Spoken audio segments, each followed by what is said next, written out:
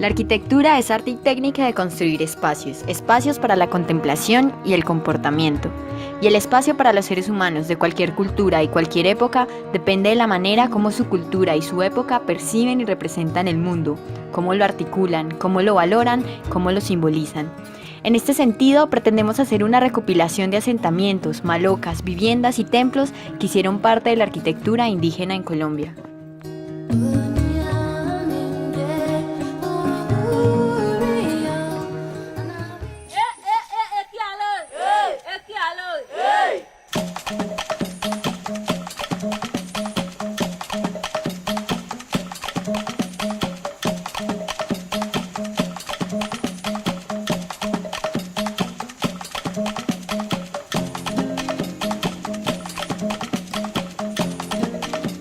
Estos gorritos son el nevado, el pico blanco. Ese pico blanco la protege muchas aguas. Entonces nace mucha quebrada, muchos ríos, lo que bajan, quebradita nace mucho, todo parte de esto. Eso es el pico blanco. Y bajan el río y bajan pilito hasta allá, llega hasta el mar. Entonces por acá, parte por acá, es ciudad perdida. Nace mucha agua, mucha quebrada. Y parte por acá el machete. Pero este dibujo tiene completa, pero hay una parte quebradita, pero están secados. Entonces todavía con este dibujo tiene completa. Y por acá eso es el mar, porque el mar más grande que la tierra. Nosotros estamos en medio aquí, en pedacito de la tierra.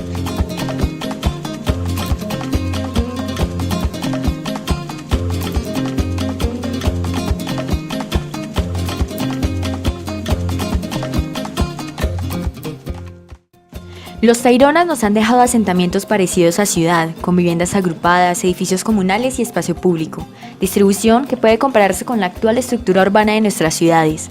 Conglomerados como Pueblito o Buritaca consistían en un poblado cabecera y otros relacionados que compartían un mismo valle, y por medio de una trama de caminos se lograba la comunicación entre los poblados y también las zonas de caza y de pesca.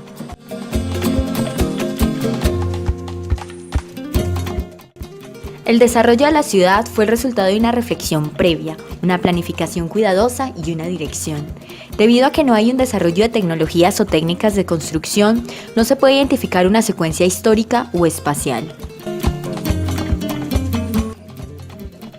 Sin embargo, se logra identificar unas fases generales de desarrollo, en donde se inicia con un centro que sería la fase número 1 y luego empieza a desarrollarse una expansión hacia la fase número 2, para finalizar hacia una nueva dirección que sería la fase número 3. Estas tres primeras fases son el eje central del asentamiento, sobre el cual están los principales edificios y desde donde se domina todo el asentamiento y el valle del río Buritaca.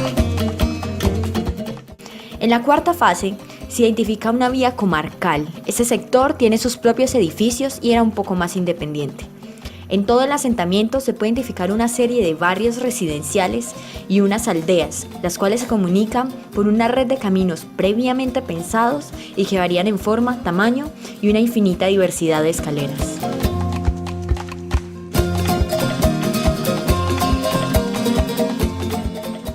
En sus asentamientos se encontraban diferentes agrupaciones de viviendas. Dependiendo del tamaño de la terraza se podía encontrar una o varias. Estas viviendas se componían por una planta circular y las paredes de las mismas eran hechas en madera y su cubierta en paja. Esta era elevada sobre una plataforma de piedra escalonada sobre la ladera de la montaña. La terraza se conformaba por medio de dos muros de contención, uno superior y uno inferior. Esta disposición permitía el máximo aprovechamiento de las laderas y además tener un control visual sobre el valle y demás asentamientos. Los anillos se conformaban por dos espacios principales, la vivienda o bohío y la terraza, o un espacio interior y otro exterior. Al interior de la vivienda se encontraba un fogón central, un área doméstica y otra artesanal. El fogón cumplía también con la función de separar los espacios interiores. En la terraza se llevaban a cabo actividades principalmente artesanales y esta funcionaba también como límite de la vivienda y marcaba dos accesos, uno frontal y uno lateral.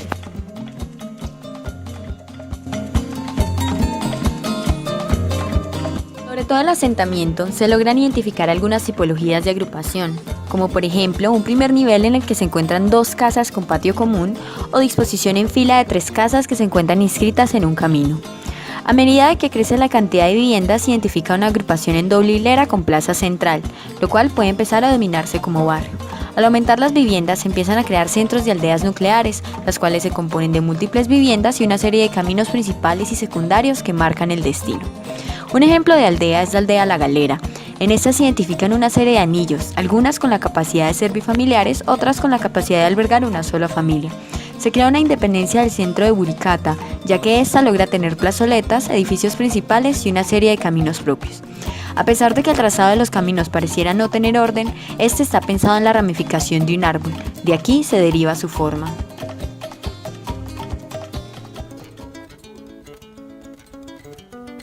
Pueblito se encuentra ubicado a 4 kilómetros del río, situada a 300 metros sobre el nivel del mar, y se estima que la totalidad del área se extiende a unos 4 kilómetros cuadrados, en los cuales se encuentran aproximadamente 1000 anillos.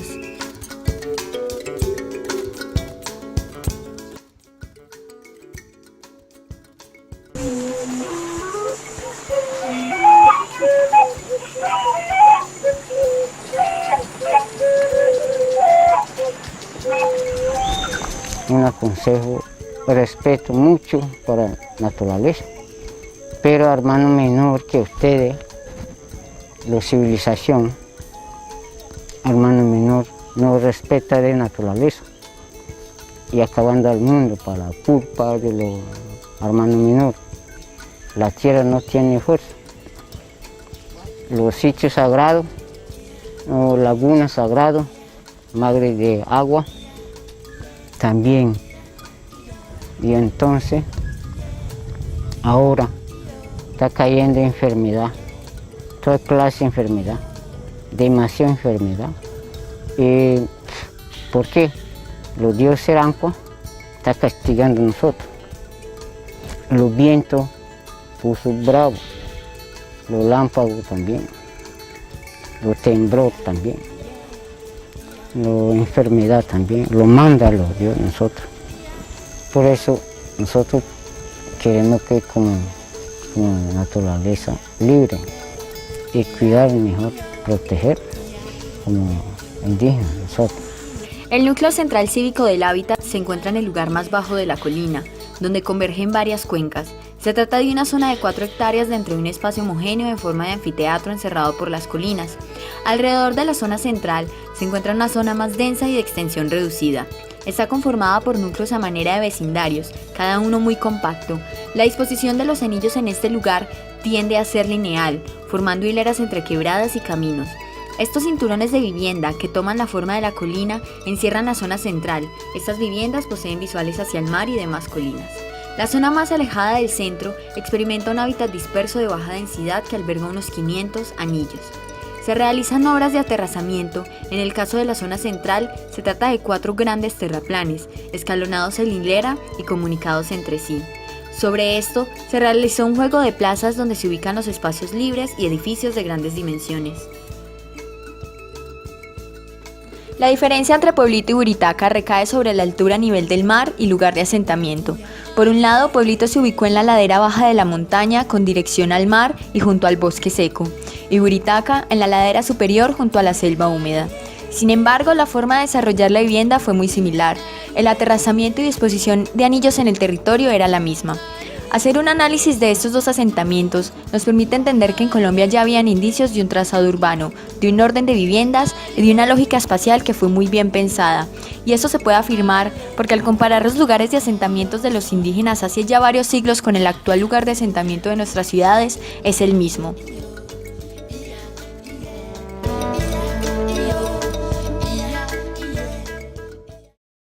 En las zonas selváticas como Amazonas y Costa Atlántica se desarrolla la agricultura, lo cual conlleva un proceso de sedentarización. Es en este punto donde la arquitectura aparece como un gesto de construir abrigo artificial para alojar las actividades humanas.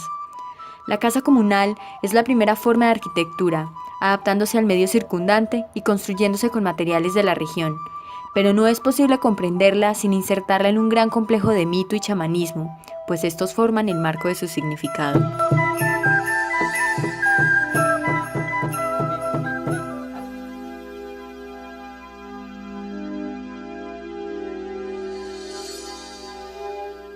esta es una casa de todo ya. Se hizo el servicio para todo, para cualquier actividad. Simplemente las puertas están abiertas para cualquiera.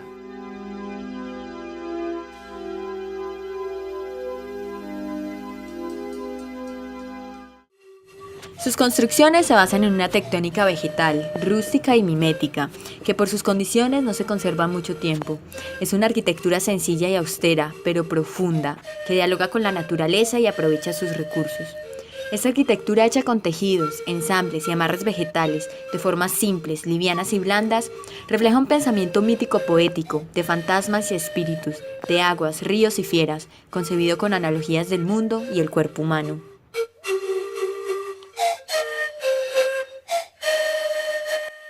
La arquitectura es el cruce que fija la existencia humana en este mundo del medio y sus relaciones verticales. Es que ella surge para proteger la vida y reproducir sociedad. La maloca está encargada de simbolismos que se convierten en materialidad, acto, más que un objeto. La mayoría de grupos en la selva habitan en malocas dispersas, a 1 o 2 días en canoa. Así, la maloca se convierte en el foco de los senderos, el referente de comunidad, en esencia de ordenamiento del mundo.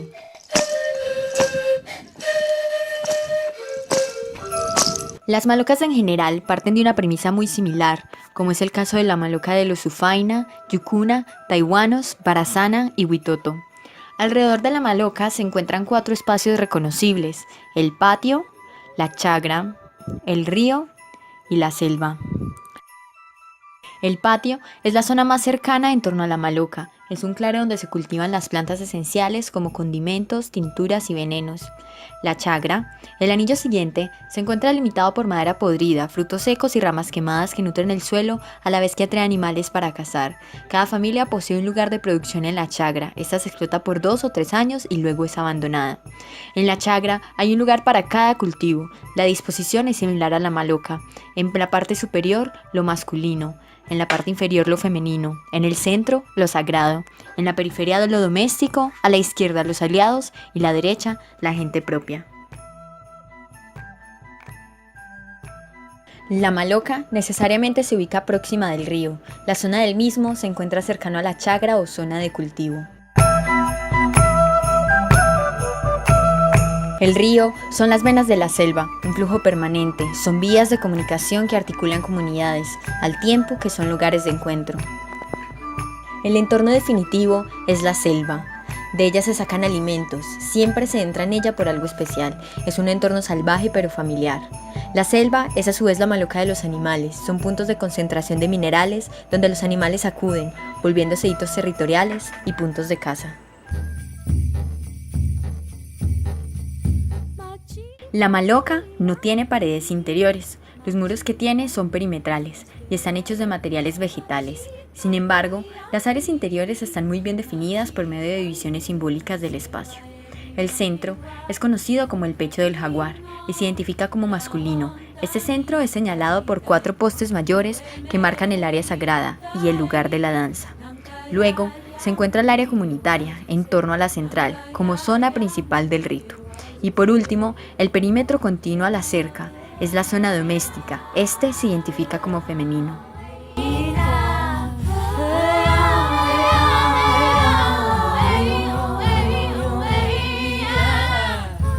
La maloca es la reconstrucción simbólica del universo. Inicialmente, la cabeza de la familia, hacia el equinoccio del 21 de septiembre, se encarga de colocar un palo al oriente y otro al occidente. Se hincan las 4 columnas centrales de 12 a 15 metros de altura y de madera resistente para formar un cuadrado de 4 metros. Después, se agregan 4 postes en dirección a los puntos cardinales a 4 metros de las columnas centrales, más 4 postes en diagonal para completar un círculo de 12 postes. Luego acomodan 4 vigas en lo alto, un cuadrado que llaman la bóveda del sol, y unen las puntas de los postes con vigas para formar el círculo Popay o camino del chamanismo. A continuación, se instalan en sentido norte y sur la cumbrera. Estas determinan su altura.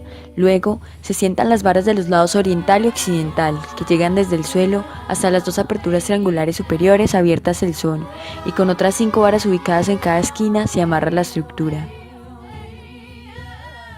Por último, se forma una cerca de 1.5 metros de alturas con 2 puertas, la principal del este y la doméstica femenina al suroeste.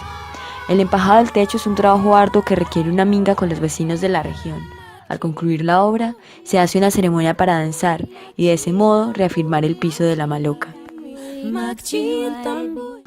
Biekago bombeyananeko, biemekaiwa abujino hunoi. Taitu monakanyuku, moito, kuraiku, sekabe, upo wadeta hoiku beu, onoka konima mukwaika. Nankayari amuni ewajitse, nankayari amuni ewajitse.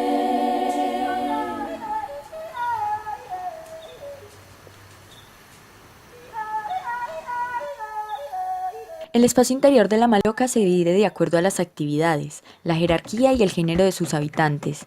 En el centro, circunscrito por los estantillos principales, se ubica el área ceremonial, donde los hombres realizan las actividades rituales. En la periferia se localizan las unidades familiares con sus hamacas y enseres domésticos. En la zona intermedia o en la posterior se desarrolla la vida social y las mujeres preparan los alimentos. Se logra identificar un elemento sagrado, un espacio heterogéneo, una funda del mundo, ruptura para descubrir un punto fijo, un eje central. El centro del mundo, el que lo funda. Este poste ritual es el eje cósmico que abre el camino al mundo de los dioses y rompe los niveles conectando la tierra. La parte alta de la maloca expulsa el aire caliente durante el día. Se logran identificar los límites de la maloca, los cuales se determinan por muros, columnas y el significado de cada espacio. Además, podemos hacer una comparación entre la maloca y algunas características arquitectónicas, como aula.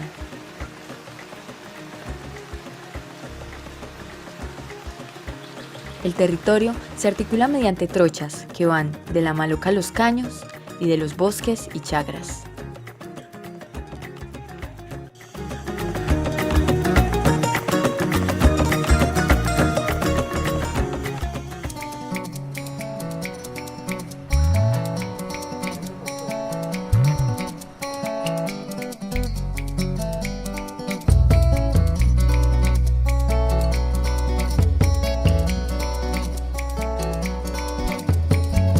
Los taiwanos levantan su maloca en un espacio abierto y alto. Este es un espacio porticado de 5 naves, de las cuales el centro se mide con la distancia de 5 hombres abrazados por el hombro y en posición de baile. Es una planta rectangular de 15 metros por 30 metros y tiene una altura de 7 a 9 metros y un techo a 2 aguas. Esta maloca dura unos 15 años, pero en este tiempo la cubierta debe ser reparada 2 veces. Al igual que las malocas anteriores, el centro de la maloca se reserva para las actividades sagradas. La zona circundante a esta, que se encuentra entre las estacas, es reservada para los alimentos y rituales, mientras que la periferia es utilizada con usos domésticos.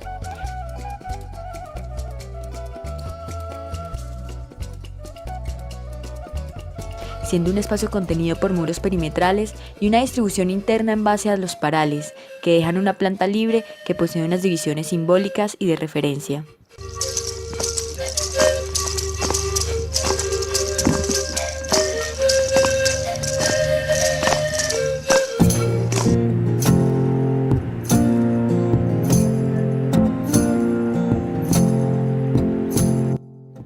La construcción se orienta de este a oeste. Esta maloca rectangular tiene una cubierta a 2 aguas. Este sentido longitudinal se complementa con un sentido circular concéntrico en cuyo centro están los hombres.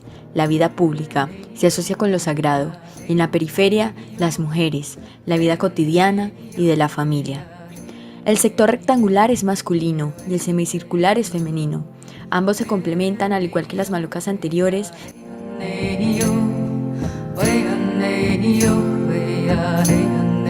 ya que es un gran salón que se divide interiormente por elementos verticales, los cuales a su vez marcan la diferencia de espacio, y una cubierta que divide la relación tierra y cielo.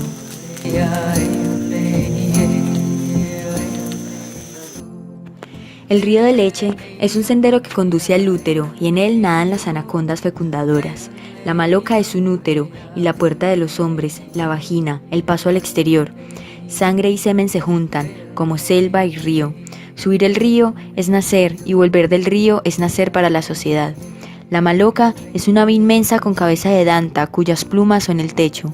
La cabeza está en la puerta masculina donde se habla, y el ano en la puerta de atrás, donde hay desperdicios. Los costados del techo son las costillas. La comida se prepara en la parte occidental, mientras que la vida ritual se coordina en la oriental. Esto deriva del rol natural de la madre y del rol social del hombre.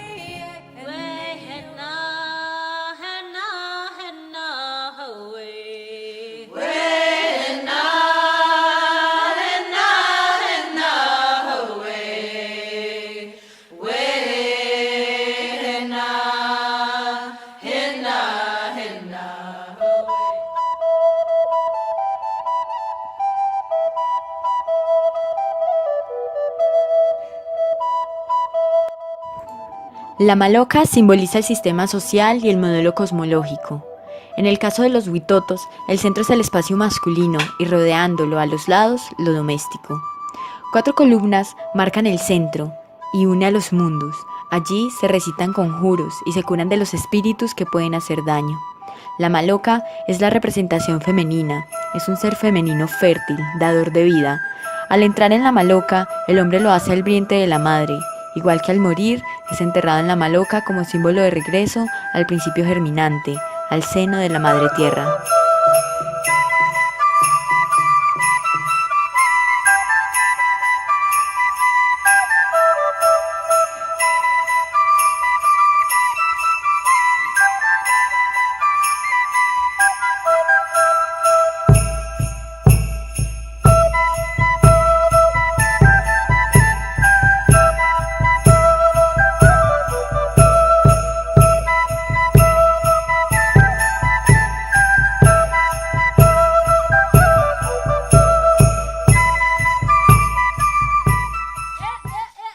Se logran identificar 3 tipos de maloca: rectangular, circular y cuadrada.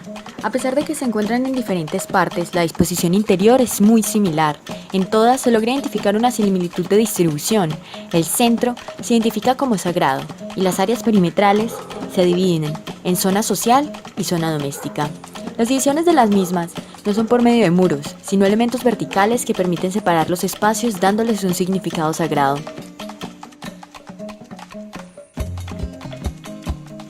Ya que la falta de muros interiores, al estar recubierto únicamente por un muro perimetral y hacer uso de una cubierta que divida la relación tierra-cielo, permite ubicar fácilmente este tipo de construcciones en estas características.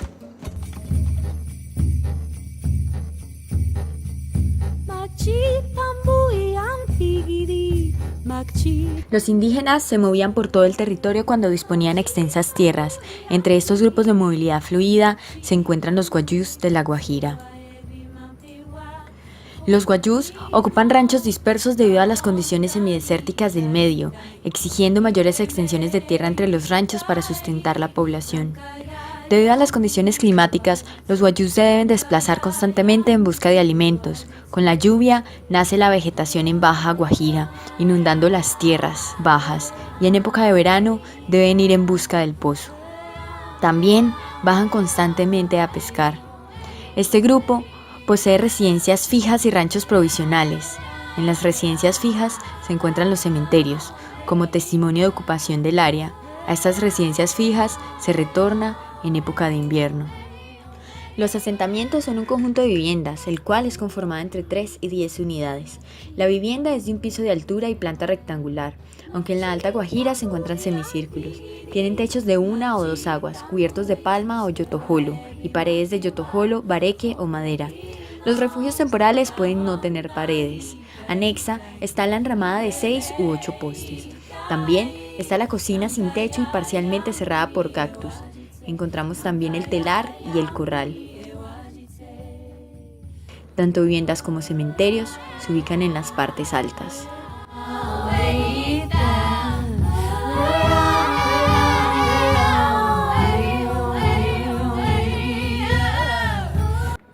Nos encontramos entonces ante una vivienda con cerramientos perimetrales, lo cual se asocia con el aula.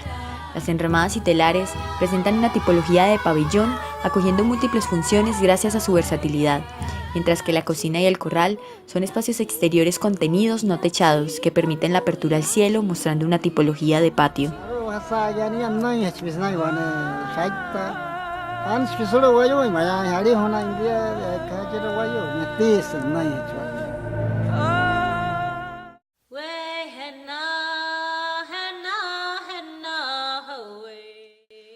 La casa indígena es sencilla y modesta, pero compleja en su ambiente y significado.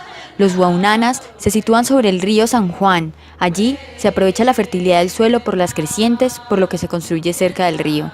La vivienda es un reflejo de las prácticas agrícolas, constando de 4 partes.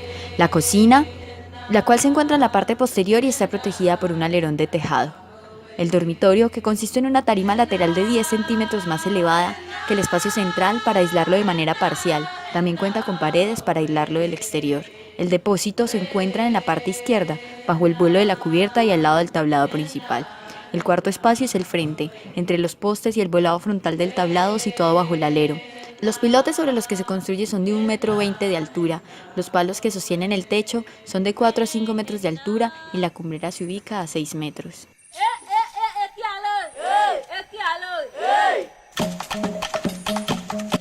La arquitectura indígena es la construcción del ambiente requerido para su existencia, pero sobre todo es la narración y representación de su concepción del mundo, de sus orígenes, deidades y ancestros. Se trata de su pensamiento construido. Ella reproduce el cosmos y conforma un dispositivo para la comunicación con los demás mundos, organiza el grupo y recrea en sus espacios y elementos las relaciones, las jerarquías, las pertenencias y los intercambios que ellos asignan a los astros y a la fuerza de la naturaleza. No hay lujos ni materiales imperecederos, es algo orgánico, geométrico y sencillo. Carpintería de madera, cantería de piedra, anudamiento con bejucos, tejido de hojas, mampuesto de arcillas, todo articulado con modestia y pragmatismo, respetuoso de la ecología y en gran armonía con el medio. La arquitectura indígena se erige como un elemento didáctico para ubicar a la comunidad en su tierra y su cielo, para infundir las normas sociales y las pautas culturales en sus gentes.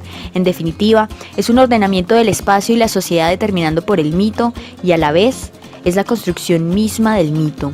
Y lo propio puede decirse de todos los objetos de la vida indígena, igualmente inscritos en el complejo chamánico y embebidos en la condición simbólica del lenguaje.